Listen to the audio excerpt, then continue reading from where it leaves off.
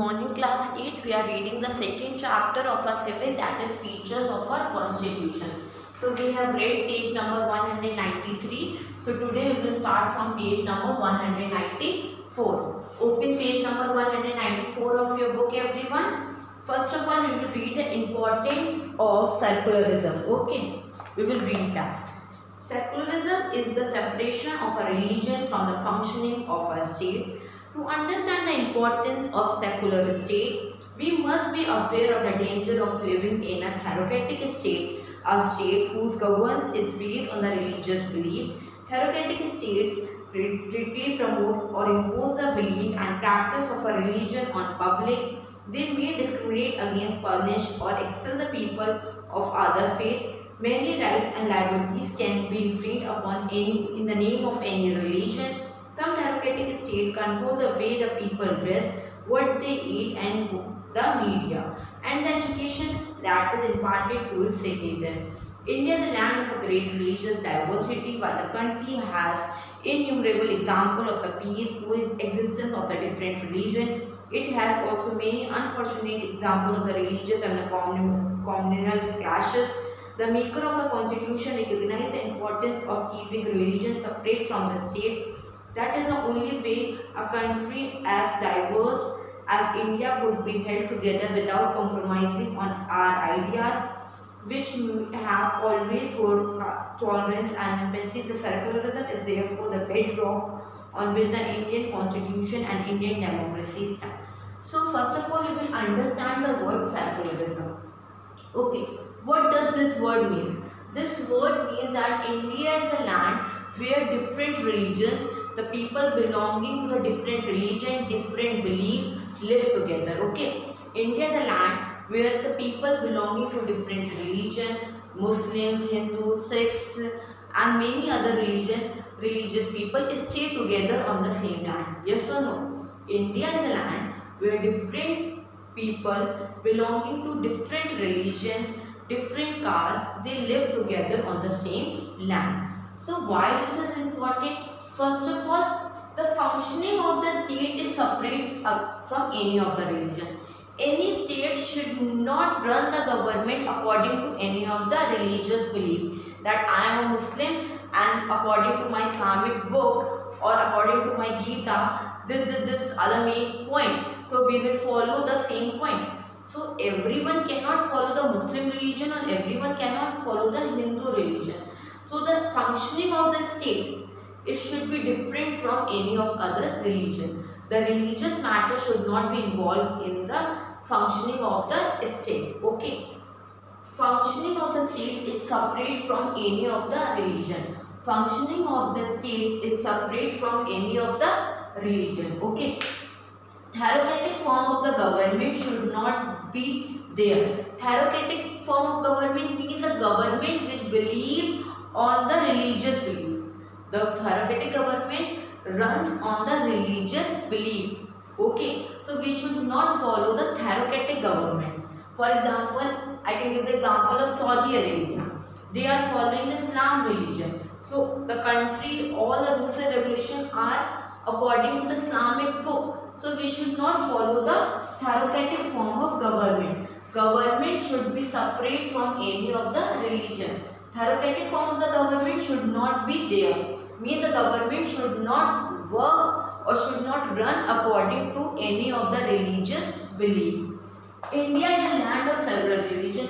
So many religious people, some are of Hindu, Muslim, Sikh, they are living together on the same land, and we should respect the religious belief of every community, and we should maintain peace and harmony among them. Peace and harmony should be there. Okay, so these are the important points according to the importance of secularism. Functioning of the state should be different from any of the religious belief. Okay, theocratic form of the government should not be there. Theocratic form of the government means the government which works according to the religious belief.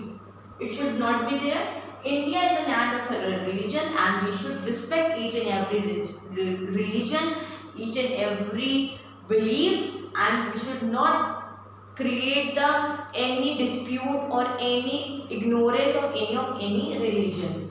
Peace and harmony should be there. Peace and harmony should be there. Okay, read the paragraph.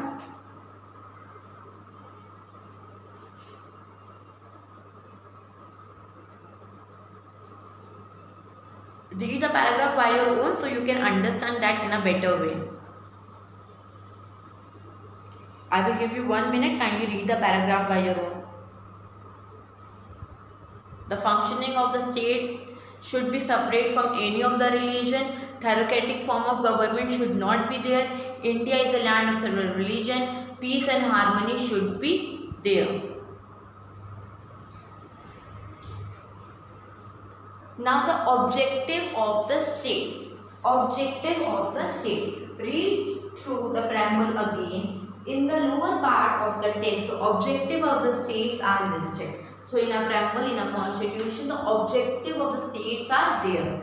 The state ensures the citizen of India justice, liberty, equality and fraternity.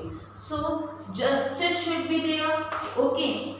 Equality should be there, liberty should be there and fraternity should be there. What are these? We will read in the paragraph given below.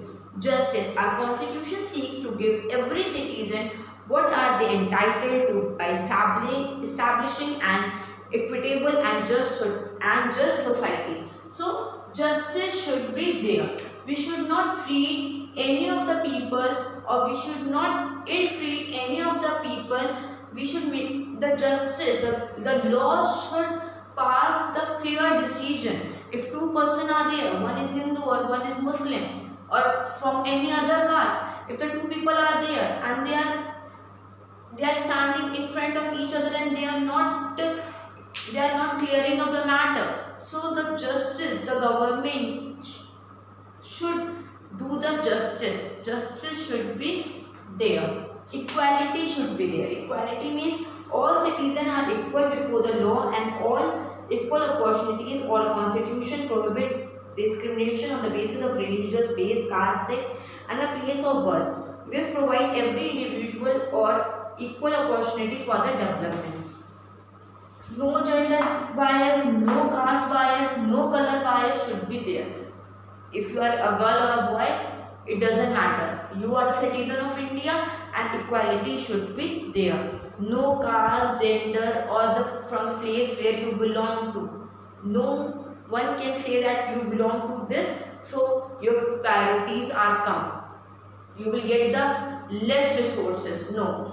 The resources should be equally distributed among the citizens of the people. Liberty should be there. Liberty means freedom, or a constitution protect our freedom to think, express ourselves, to follow any faith, any practice, any form of the worship. So liberty means we can follow any of the religions, we can worship any of the god and nobody can say anything to us because this is there in our constitution. We can follow any of the religion according to our wish. Fraternity. Given the diverse culture of a country, the Indian Constitution seeks to promote fraternity or the spirit of brotherhood among the citizens of India. All Indians are brother and sister. In the pledge, you always speak that all Indians are brother and sister. The feeling of the fraternity is important for preserving national unity. So, brotherhood, the feeling of brotherhood should be there. Justice should be there.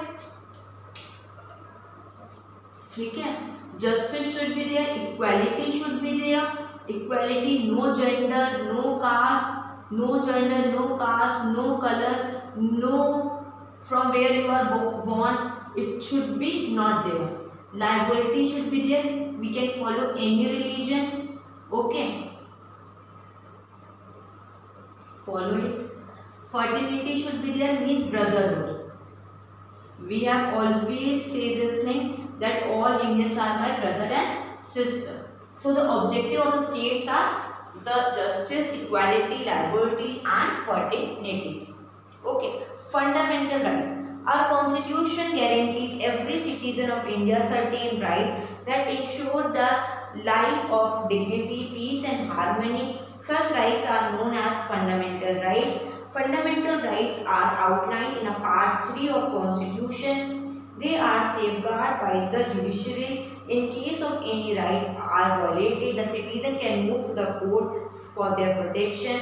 The Constitution outlines 7 fundamental rights. So how many fundamental rights are there? 7 fundamental rights are there, and it is for every citizen, every people, those who are living in India. Right to freedom, right to equality, right against exploitation, right of freedom of religion, right to education. So many 7 rights are there. So our constitution has given 7 fundamental rights, and these rights are for every citizen, every people, those who are living in India. So now we will read about the 7 rights. What are the 7 rights that our constitution has given to us as we are the citizen of India? Okay. First one is right to freedom. Read that. Right to freedom. 7 fundamental rights are, first one is right to freedom, then right to equality, right against exploitation, right to freedom of any religion, cultural education rights, right to constitutional remedies, and right to education. Okay, these are 7 rights of fundamental rights that is given in our constitution. So first one, right to freedom. First of all, we will read right to freedom. The Constitution guarantees certain freedom to every citizen of India. These are chiefly to the right to freedom to speak and expression, assemble peaceful without arms, force association and union, move freely within the territory of India, reside and settle any part of the territory, practice any profession or carry any occupation, trade or business. However, the state may restrict the right of freedom in the interest of the public order and to protect the sovereignty and the integrity of the country. So first one is right to freedom. So the freedom is there. You can go to any part of the country. No issue is there. You are having a right to speak. Right to speak is there. Right to move from one place to another, it is there. And you can follow any of the profession or any of the occupation or a trade or business according to your choice. This is our right. Right to freedom means right to speak, right to speak, right to do any profession, okay, any business or trade, right to move, right to move, okay, in the country anywhere you can go, okay. This is the right to freedom. Rights to equality. The right to equality guaranteed every citizen of India equality before the law and equal protection of the law. Every citizen is equal in front of the law, whether you are a girl, boy, a male or a female, or belong to any religion or from any place within the country. You are equal in front of the law. No citizen can be discrimination against on the ground of religious, race, sex, caste or place of birth. You cannot bias with this. Everyone is equal. Article 17 abolished untouchabilities and prohibited in its practice in any form. The Constitution also forbade the state of conferring any title except the military and academic ones on the citizen of India. So you are equal in front of the law. You are equal in front of law. Equal in front of law. Whether you belong to any gender, whether you belong to any religion, whether you belong to any caste or the place from where you are born, no untouchability is there. We always say that this is scheduled caste or this is the upper class. The law will not accept all this. Right against exploitation. The right against exploitation is defined in Article 23 and 24 of the Constitution. This fundamental right forbids human trafficking and forced labor. We cannot force anyone. We cannot force anyone to be a labor. Any violation of this provision is a punishable offense. If anybody will do that, anybody will force anybody for this is a punishable. It is prohibited the employment of the children below 14 years age in factories, mines or other dangerous jobs. So you all know that very well. If you are less than 14, you cannot do any of the job and you cannot do any of the labor work. This is prohibited in our constitution. If you are 14 above, then you are allowed. If you are 14 below, you are not allowed to work in any of the dangerous places like factories, mining, or in any of these places. Okay. Next one is right to freedom of religion. Under the right to freedom of religion, the constitution states that all citizens of India shall have the right to freely profess, practice and propagate any religion. Every religious community shall have the right to establish religious institution. No religious institution shall be provided in a state-run educational institution. So you can follow any of the religion, you can build any of your religious places, the state will not involve in this. Okay, you can practice any of the religious, any of the community. This is a right of freedom of religion. Okay, all the citizens of India shall have the right to freely pursue or practice or propagate any religion. You can practice any religion. Every religious community shall have the right to establish the religious institution. You can build mosque, you can build temple, you can build gurudwara according to your wish. No religious institution shall be provided in a state-run educational institution. The state will not provide you any of the religious institution. Okay. Cultural and educational right. Cultural and educational right enable the citizen of the India to safeguard their language, culture, script. Under this, the Constitution guarantees linguist and religion minorities the right to establish and administer educational institution of their choice. Many minorities people are there, the religion which are in a minorities state. For example, Muslims are in minorities, Sikhs are in minorities.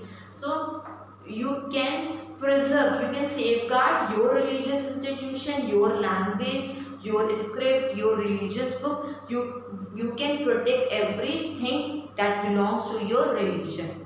You can build your religious school. For example, in Muslim madrasas are there and for Hindu ashrams are there. You can do that. You can build like this and you can educate your child or educate the people that those who belong to any of the religion. Right to the constitutional remedies. Right to constitutional remedies seek to protect the citizen of the India against the violation of the fundamental right by the state. If anybody is not allowing you to follow any of the fundamental rights, you can just go to the court. You are free to go to the court and file the case against that person. It guarantees every citizen right to appeal to the Supreme Court. You can go and appeal to the Supreme Court to enforce for their fundamental right. This is your fundamental right and you can do that. The Supreme Court has the power to issue an order or a writ of enforcement of the fundamental right. If you are facing any of the problem, you can go to the court and you can appeal that. Okay, and the court will help you out. Right to education. The right to education aims to provide free and compulsory education to all children between 6 and 14 years of age. So our constitution say that the right of education, the education should be there, and our government is providing free education between the age of 4 to 6. Okay. Now, significance of the fundamental right. Fundamental right protect the liberty and save all the citizens of the India. Because of the fundamental right, everyone is equal and everyone can follow any of the religion. Everyone should be educated. Everyone can safeguard their religious book or the language or the script. So our fundamental rights are working good. They are having a huge importance for the citizen of India. They extend the circular spirit of our country. It means that from these fundamental rights, the different religion, the people belonging to different religion, they are living on the same land. They safeguard the interests of the minorities and the weaker section of the society. Minorities are those people where the population is very limited. For example, again I will give the example of Muslim. Don't think that Nam is Muslim, that's why Nam is giving the example of the Muslim only. Muslim, from Muslim, the minorities. We are in the minority state. Muslims are in minority. So our government has protecting us. This is the right, this is the fundamental right, and our government is doing that for us, that they are protecting our minority section. They lay the foundation of a just and equitable society. Our fundamental rights say that everyone is equal and everyone should be treated as equal in front of the law. Everyone is equal. Though they are girl, boy, or a uncle or a aunt, or belong to any religion, any caste, from any place, or from where they are born, they all are equal. Okay. Directive principle of the state policy. The directive principle of the state policy are in part 4 of our constitution. They are guidelines which are to be taken in the mind of the government. They are framing laws and policies. These direct state to frame policies that ensure the welfare, justice and the development in all social, economical and political areas. However, unlike the fundamental rights, the directive principles are not enforceable by any court or any law. So first of all, read this paragraph, then I will explain to you.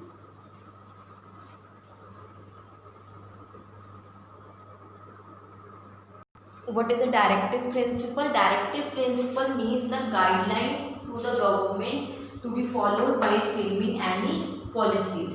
Means if the state is making any of the policies related to the welfare, justice and development of their state, they should follow the guidelines of the government. Okay.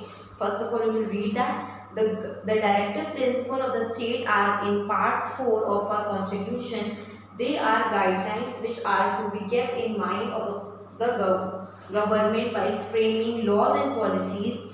These direct the state to frame policies that ensure welfare, justice and development in all social, economical and political areas. However, unlike fundamental rights, the directive principles are not enforceable by any court of law.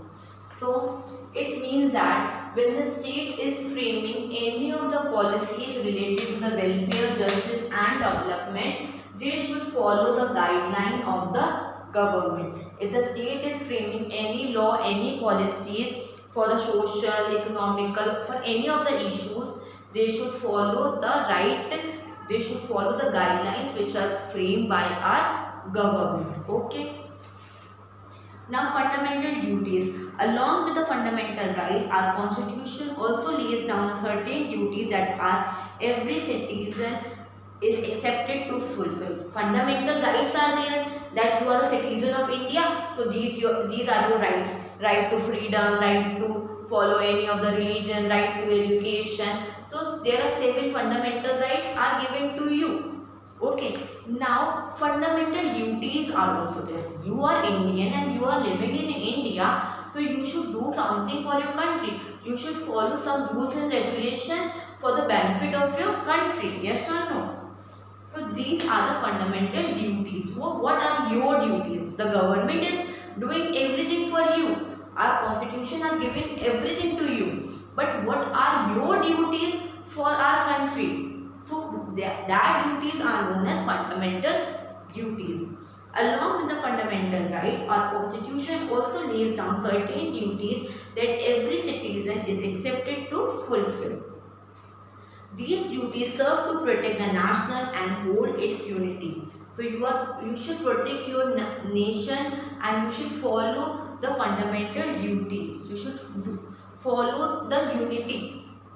They were added to the constitution by the 42 Amendment Act of 1976. The following are some duties of the citizen. So some certain duties are there and we should follow that.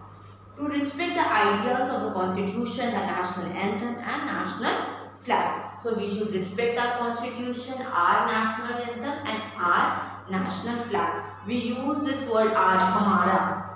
Okay, we use this word. So we should protect our national anthem, our constitution and our national flag. To defend the country and and international service whenever called up to do so, the respect the freedom and unity and integrate for the country. If you are called to serve your country, you should serve your country in the best way. To protect the national environment of your country, including the forest, you should protect your forests, lakes, river and wildlife of your country, and safeguard public property. Public property means the public buses are there, public transports are there, public schools are there, public hospitals are there, many public places are there. We should protect our public property. Unlike the fundamental right, the fundamental duties are not enforceable by law. However, all citizens should strive to fulfill their duties responsibility. So you should follow your duties very well, and you should protect every important thing that belongs to your country. Okay, so this is about the chapter. So what is your homework? Your homework is that you will do page number 197 and 198. In next lecture, we will discuss the back exercises and the question answer. Thank you and have a nice day.